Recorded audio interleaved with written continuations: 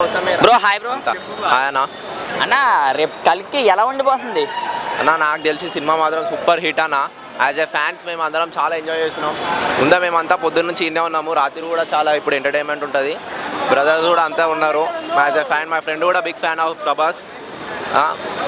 రేపైతే సినిమా మాత్రం చాలా హిట్ కాబోతుంది అన్న. సూపర్ హిట్ అన్న. ఏంటన్న ఎడవడంతా ఏంటి? కల్కి అన్న మొత్తం పాన్ ఇండియా సినిమా. ఇది చాలా పెద్ద సినిమా. ఇది చాలా పెద్ద సినిమా అన్న.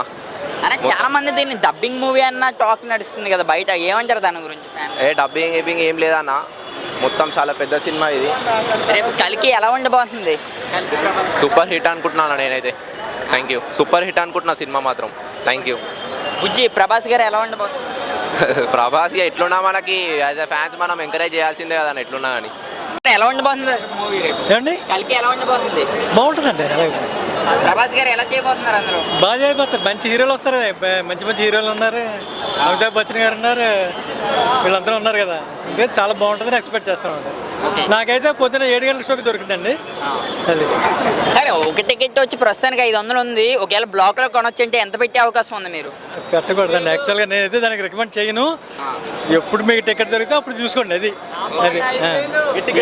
ప్రభాస్ గారు రికార్డ్ బ్రేక్ చేసే అవకాశం ఉంది ఈ మూవీతో. ఉందండి, బ్రహ్మాండంగా ఉందండి. చాలా బాగుంది. టికెట్ రేట్లు చాలా ఎక్కువ ఉన్నాయి కదా, దానికి చెప్తారు. ఆ రేట్లు పర్వాలేదు, అంతేగాని దానికంటే ఎక్కువ పెట్టద్దు అంటారు. ఆ రేట్లు పర్వాలేదు. సామాన్యులు ఎలా వస్తారు? అందరూ సామాన్యులు అండి. ఒక ఫ్యామిలీ తీసుకుని ఒక ఫ్యామిలీ అవి ఎవరి కాలం అందరికీ డబ్బులు పెరిగాయండి. ప్రతి వాళ్ళ దగ్గర డబ్బులు ఉన్నాయి. మేడం, ప్రభాస్ గారి మీద మీ అభిప్రాయం ఏంటి? Prabhas young bond rebel star, best acting #1. ఎవరు పోటీ పెట్టలేరు నా ప్రభాస్ అన్నతోని. పోటీ పెట్టాలంటే దేవుడు దిగి రావాలి. వస్తుంది కదా, ఎలా ఉంటుంది చూడాలి. చూస్తే 100 పూల దండాలు వేస్తా.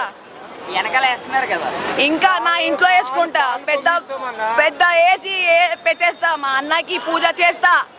ఇంకా #1లో రావాలి. ఇంకా కోరుకుంటా దేవుడు ఇంకా ఇవ్వాలి. కోటీశ్వరుడు ఇంకా చేయాలని కోరుకుంటున్నా. ఎన్ని కోట్లు కలెక్ట్ చేయొచ్చు సినిమా? ఎంత అన్నా దానికి మించు డబుల్ దానికి డబుల్ ఇంకా హ్యాపీగా ఉండాలని కోరుకుంటున్నా. 50 కోట్లు కలెక్ట్ చేస్తుందా? 50 కోట్ల మీదనే. అంత అంత అంత అంత మీదనే. ఎందుకంటే దేవుడు వరం ఇచ్చారు మా ప్రభాస్ అన్నకి. ప్రభాస్ అన్న ముందు ఎవరు యాక్టింగ్ పనికిరారు.